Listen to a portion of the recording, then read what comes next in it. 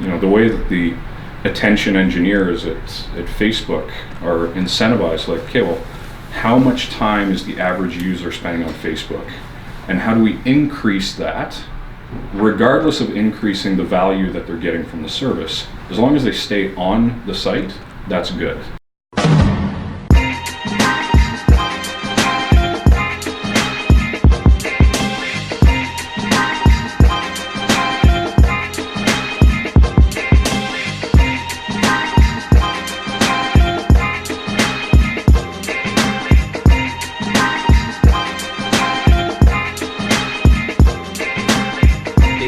For me with entrepreneurship is we learn something every single day. Mm-hmm. And if we can keep doing that day after day, we have a life of learning, and there's nothing, we can't beat that. Yeah.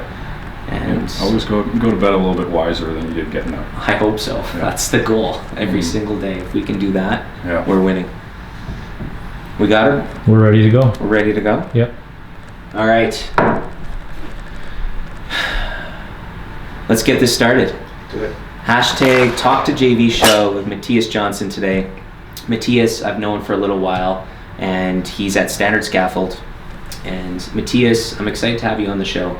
I was waiting for this one for a while because you're traveled. You came from Sweden, and I want to know as much as possible about that experience and how you made that move to come to Canada. What was that all about? Oh, well, thanks for having me here. The trip was actually kind of not planned. Like, I didn't plan to move from Sweden to Canada. I got a call from my dad when I was 17, he moved to Canada when I was 6 years old, so I traveled back and forth, and I'd see him in the summer times.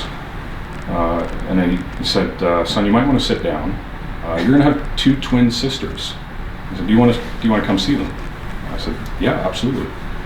And so I came here in June of 2008, stayed for 3 months. It was like 28 degrees, sunshine all the time. There's a river going through the city. Just thought, this is the most perfect place in the world. Went back to Sweden for 9 months, constantly thinking, like, I gotta go back. Came back here, experienced my first winter, and just kind of weighed my options. Figured what was that first winter like? It was shocking. Yeah. Stockholm's a lot like Vancouver, where it's cold when it's 8 degrees out and a little bit rainy. So it was definitely an adjustment. But then I also went skiing here, and I'm a huge skier. Yeah. And I just thought, it's got so many positives, and I've just fallen in love with the city. So just 10 years fly by, and decided to stick around. It's amazing because I ask that question to almost anyone that moves to Canada, and for almost everyone they say the difference here compared to everywhere else in the world is the space. We have a tremendous amount of space. We got the mountains, we got everything. Yep. What was that like the first time you came here? And you were telling me something before we aired about Ryanair and how you could fly anywhere in Europe and you could take trains everywhere and everything's close. Now here, it's so spread out, so far apart. Yeah. So what was that like? What was the experience knowing that if you had to go from Edmonton to Calgary, if you have to drive 3 hours? Well, it's definitely a two-sided coin. Like, you got the positives of there's so much space. We've got national parks that you could go camping and not see another person for a week. You got this beautiful landscape like the mountains where you've got tons of activities. But the flip side is, it takes a long time to get to all these places. Whereas in Europe, it's like, okay, you're a 2-hour flight away from a totally different culture, completely different food, completely different language. So it's a bit of it's a trade-off. Like, you got to figure out, okay, well, what's important to you? Is it having that constant fresh experience, or finding out what consistently makes you happy? And for me, it's skiing and hiking. I just didn't have that in Stockholm. And you have an abundance of that here. Yeah. Okay, so this is something that Yusuf had told me a little while ago about you, and I'm going to ask you this now. It wasn't on any of the questions, so this is out of nowhere. Why don't you have an accent? Oh, well, you get about 6 pints in me, it'll definitely come out. Yeah. No, so again, my father's Canadian, so I did travel back and forth a lot. But the Swedish schooling system has a very rigorous English program. So from grade 1 to 12, for an hour every day, for 5 days a week, you take English. and if you fall behind, then you stay behind. So it's not like French where it's like, yeah, it'd be nice if you picked it up. Yeah. This is... I took French classes, and I don't know a word of French now. Yeah. So you could move to Sweden today, never learn a word of Swedish, and live there for the rest of your life without issue. Gotcha. Yeah. So the accent, was it that you studied English the whole time, or was it just a byproduct of the teacher, or what was it? There's a couple different things too. So if you go to Spain and you watch, The Simpsons, Yeah. It's all dubbed. So Homer Simpson is speaking Spanish. Yeah. In Sweden, it's subtitles. So what I have gotten before is the comment of like, "Oh, you sound American." Gotcha. Oh, no, that's just what I watched Married with Children, Yeah. MacGyver, The Simpsons, Yeah. and that's just kind of where I got my accent. Fair enough. One of the things that came up in the pre-notes was your first hustle, your first business, how you got into kind of having that train of thought. Yeah. What was that? My mom had a catering company where they set up dinners and birthday parties and things like that. And every dinner had candles, real candles, not the electronic ones that we have today.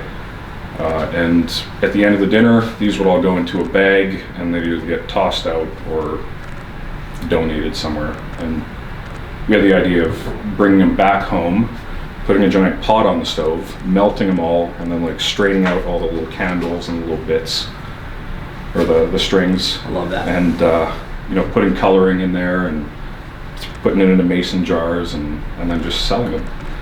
Putting some essential oils and making them, because you can sell candles for like $20 each. Yeah. It's ridiculous. Yeah. And that was kind of the first one where I'd help her make it. She'd give me a cut. Yeah. And that was the first partnership. And I was like 6 years old. Yeah, it takes the lemonade stand to the next level for sure. Absolutely, yeah. I had the newspaper route, and the hardest part for me was it was kind of that first job where you're delivering a newspaper, you're pushing the cart around, you're throwing it on the front step, and man, I was bored, and I kind of knew then that I didn't want to be pushing newspapers forever, and it kind of translated into every other business. But it was a good experience because I needed to learn the value of creating that income and creating the money. Yeah. And for my $5 paper route at the time and walking them around, I learned pretty quickly that I better do my chores at home and get my allowance, because it was it gave me a lot more profit than walking those newspapers around. Yeah, I had a quick lesson into finding what I enjoyed. I loved video games as a kid. Yeah. Still do. Like, well, you can play a good video game. That never goes away. Yeah. But I also love taking things apart, so like old radios, TVs, things like that, and just seeing what the inner workings were, and then getting interested in, okay, well, how do you actually build them from scratch? So how do you build a gaming computer just from the individual components? And once I learned that, I also learned that kids love LED style gaming computers. So that was kind of the second business, was buying these components, buying a bunch of lights and things like that. And clear side too. Cool case, with a plexiglass side, and then just selling them. So building them up, customizing them, and selling that on the Swedish Kijiji. That's awesome. Yeah. Our generation has that. We have that ability to take technology and try to make things of it. So what do you do that standard scaffold or your other jobs where you've taken technology now and you're trying to translate it to create those efficiencies to kind of move forward and make business easier for everyone? Well, I'm again, the kind of two sides of the same coin. It's a blessing and a curse to work with people that are, most of them are twice my senior. Blessing in that there's so much experience there, and you try to be a fly on the wall and realize that you're a student. Soak it all in. And really learn from what they're saying. The flip side of that is, of course, that the experience that they have, they're 30 years old, and maybe the systems are as well. So try to learn from that experience and say, okay, well, here's what's happening today. So being kind of the youngest person in a company, you may not be able to bring as much experience about people and how they behave. But you can compensate for that by saying, hey, I'm really attuned to what's changing and how quickly it's changing. And I think this is where it's going to go. Whereas I think you kind of start becoming blind to the trajectory of technology after a while. Like, I don't know because we're so used to it. Yeah, like it's we're used to the lives. smartphone. You and I are used to the smartphone. I can't tell you where the smartphone is going to go from now on. Yeah. Is it better battery? Is it bigger screen, thinner screen? Like, these are all foldable screen just came out. Yeah, but these are kind of marginally small improvements. Yeah. It's not what the iPhone was in 2006. Like, it's not groundbreaking. So I try to stay aware of that. Like, okay, what am I missing? We're going to keep debating that as much as possible, because even as a team, we sit down, we debate augmented reality, we debate VR, we debate Google Glass, and all of these different technologies that haven't broken through yet. Kind of the same way that first Apple tablet, they had the little Palm Pilot tablet, and it never made it. But then 10 years later, it just came out, and the iPhone was it.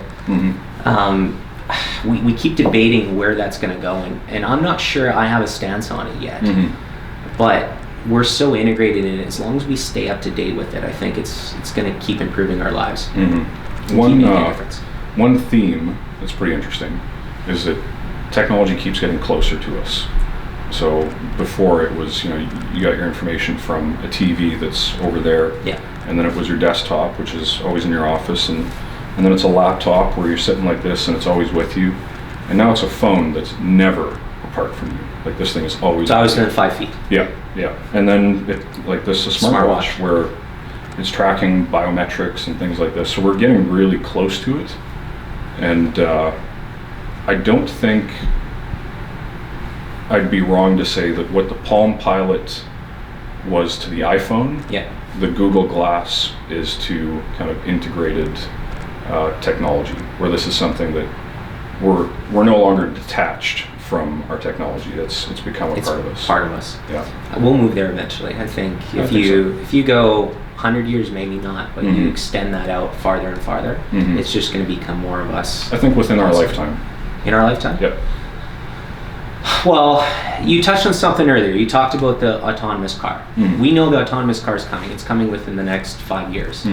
And it'll allow us to be more efficient, and it'll bring technology more into our lives every single day. Are we thinking linearly like that, where we're going to go autonomous car, next level, next level, next level? Or are we still thinking that times 8 every single year, we're just going to skyrocket this? Like, the iPhone's been out for only a decade. Like, it's 12 years now. Like, we have this technology that's 5 feet away from us that's been developed in the last 12 years. And in the last 12 years, we've made steps. We haven't made giant leaps. And everyone had expected us to be in flying cars by now. So when you go back to the 1950s, and we were supposed to be in flying cars. So autonomous vehicle, 100%. Getting commercial flights to space, we're going to get there. All of those things for me are tremendous upgrades. But do you think we're going to be fully, or are we going to be transformers? Are we going to be robots in our lifetime? I don't think so. So one of the ways that the flying car was accurate is that people are saying we need to take travel to a three-dimensional level. So like what Elon Musk is doing with the Boring Company. It's the same idea. It's just, I mean, I wouldn't go outside if you had Edmonton's drivers flying through the air. I would stay inside in a basement all day. But having a tunnel where now not only are you not crashing into buildings, but you're actually, for long distances, I mean, you're cutting that curvature out of the equation. So it's actually quicker. So maybe it's not going to look like what we think it is with the Google Glass. But it's still a huge leap. But there's going to be something there it's similar, but it's going to have a different variable. Like, okay, instead of flying, we're going underground, but we're still taking a three-dimensional improvement to it. Crazy. I think you mentioned Elon Musk, and I look up, I watch what he's doing, I watch what those influencers are doing, and try to keep up with it. But on a base level, mentors. How have mentors made a difference in your life, and who are your mentors now? Well, my dad's a big one. Jon, of course. And we're having Jon on the show. He's coming in a couple weeks, so I'm excited for that. That'll be a good talk. We'll have a good discussion with him. My dad has always been main figure of my life. Bit of an unconventional relationship, him living in Canada, me living in Sweden for the most of my time. Yeah. But he really did all that he could to make sure that not only was he there as much as he could be, but I had an interesting life. And I don't know, for a long time there was a weird dynamic where I felt a little bit like he kind of up and left. But in my early 20s, one of the realizations I had is like, our parents are trying to figure out just life the way that we are. Yeah. It's no different. Just like we're trying to figure out, and we have experiences that we didn't understand when they told us. Yeah. I always say that, like my dad always said, don't slam the door. And he said, turned the lights off. Well, I didn't know that I had to turn the lights off till I had to pay a power bill. So yeah, exactly. We just as much try to figure out kind of that level as they're trying to figure out us. So makes for an interesting dynamic. Yeah. Oh, he taught me a lot of values about friendship and thinking long term. One of his early sayings was, "Don't let your short-term greed get ahead of your long-term greed," which I always thought was funny, but it's true. And that you're not here for the short term. The people that you work with, you want to work with them for a long time. So don't think about how you can gain today or tomorrow. Think about how you can enjoy, the next few decades together. That translates right into what your dad said to your quote that we're going to talk about on the show. Let's grab that frame, Yusuf. Thank you. So, Margaret Walker, here, I'll give you this. Yeah. Explain this quote to me and what it means to you, and let's go through it. Well, it's kind of a paraphrasing of something that John said before, and it was very early on in our relationship. And I can't remember the context, but he basically gave me three rules of success in anything that you do. And he said, rule number 1, show up on time. Rule number 2, do what you say you will do. Rule number 3, say please and thank you. Like, that's it. Those 3, it's unbelievable to see how few people follow all 3. You can have a timely person that they fulfill their promises, but they're not that polite to work with. And you've got, a results-oriented, get it done, sociable person that is always late, That's and that kind of gets on your nerves. Yeah. So it's those 3 are like the golden 3. And I just thought about this quote: friends and good manners will carry you where money won't go. And it never hurts to be kind. No, and it never. That's a human universal. It's not going to change. Yeah. Being kind and I mean, the other thing that's human universal is that socialization aspect. Like, humans are still a social creature. We're, even in our digital world now, where we're starved for social interaction, where we're doing everything possible to recreate that social interaction through digital. We still need to make friends and translate that into the success we have in our happiness every single day. And I can't agree with that more. I mean, Margaret Walker, we did a little research, and one of the things she said on that quote was that quote and everything she did from poetry was to progress all of humankind. It wasn't one segment. She knew that all humans had to drive human history. And I love that. I mean, I think that quote can speak to everyone. Yeah. So on the topic of, we crave that social interaction, and especially now in our digital lives, one of the things that I try to teach my sisters is to always be conscious of your sphere of influence. So, keeping up with the Kardashians, CNN, global news, important stuff. Yeah. Not the Kardashians, but per se. But CNN and what's happening in the world. It's not that important. Yeah. Like, I think it's important to know why things are happening. Like, okay, well, why is there a conflict in Syria? But knowing that, there's a wedding that was bombed today. I don't mean to be callous, but it doesn't have an influence on my life, and I can't have an influence at this moment on that event.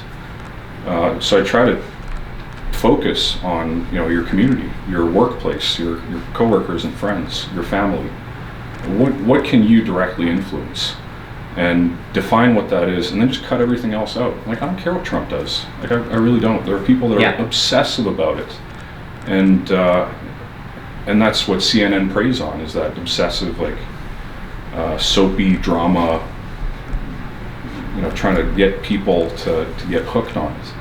And that's what digital media is very good at, is getting you hooked on something that has no relevance to your life whatsoever. I like that phrase, though. I like that sphere of influence, because we have the ability, every person has the ability to impact somebody else. And if we can impact the people in our sphere, that sphere is a bigger sphere. That sphere is a bigger sphere. And that's all shown through digital and connections and how we're all interconnected.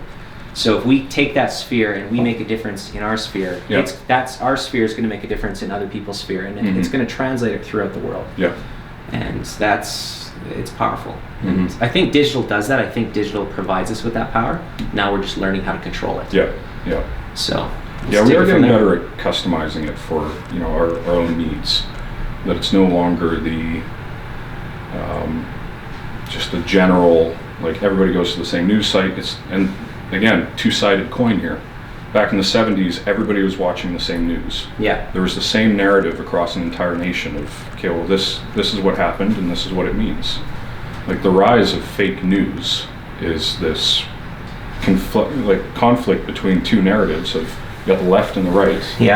Whereas 50 years ago, they were all getting their news from the same source. We talk about fake news at the agency all the time, because we believe that digital ads and fake news are now getting skipped. We're all smart humans. We all have this ability to learn and skip over content.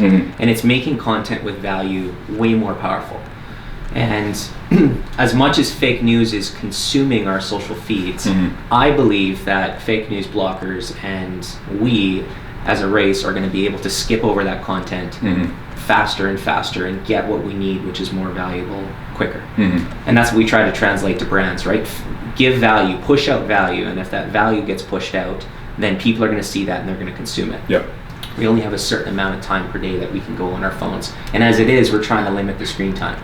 We got our new screen time watcher, and I don't pay too much attention to it, but it reminds me once in a while how much time I'm spending on my phone. And I think that because we have that limited amount of time, if we can keep producing that value and pushing it out, it's going to make a difference, and try to filter some of that fake news out.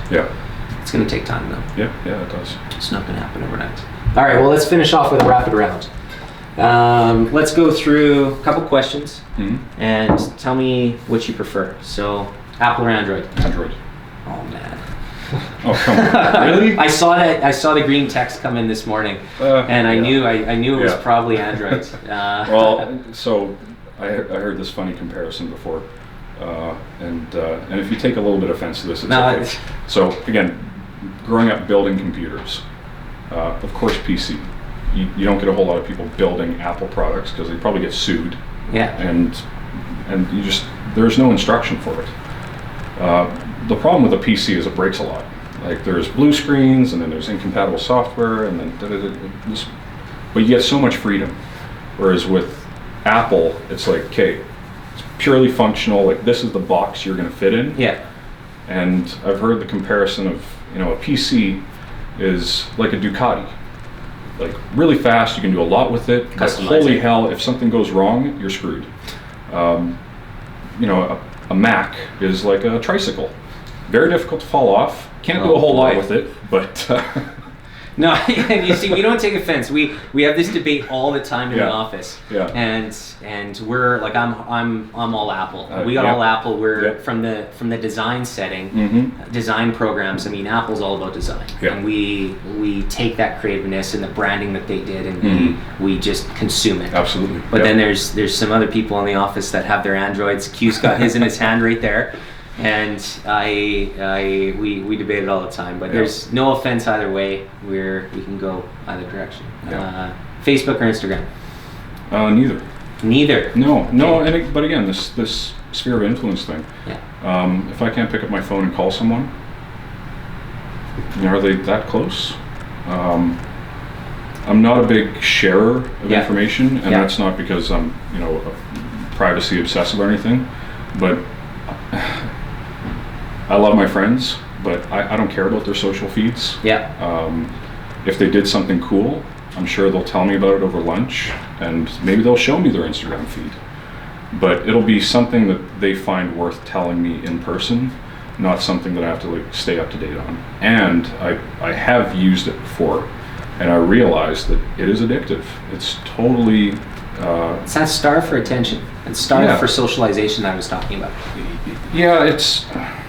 See, I look at the science behind the addictive potential of it more so than the social aspect. The way that the attention engineers at Facebook are incentivized, like, okay, well, how much time is the average user spending on Facebook? And how do we increase that, regardless of increasing the value that they're getting from the service? As long as they stay on the site, that's good. And if we can do that by activating some addictive measure in their brain, that's fine. There's very few ethics defined around that type of service, especially when kids are using it. There's an undeniable power though in what it's created, and I think that we're not opposed to social. We sell social. At the end of the day, we're pushing social media for businesses because of what it can do for a brand. So I'm not even gonna take the next question where I was gonna go. Okay, but just out of curiosity, what was it? Well, I was gonna say LinkedIn or Twitter, but let's take it this direction. That's a great question. Do you use LinkedIn for your business? Yeah. So very poorly, which is why we're good friends. It's true. Yeah. but what the power of LinkedIn to make connections in the business world, how do you see that? How does it fit into your day to day? Or let's say if it's not day to day, then how does it fit into your week to week? One thing I've noticed is that people are more receptive to just grabbing a coffee than people think.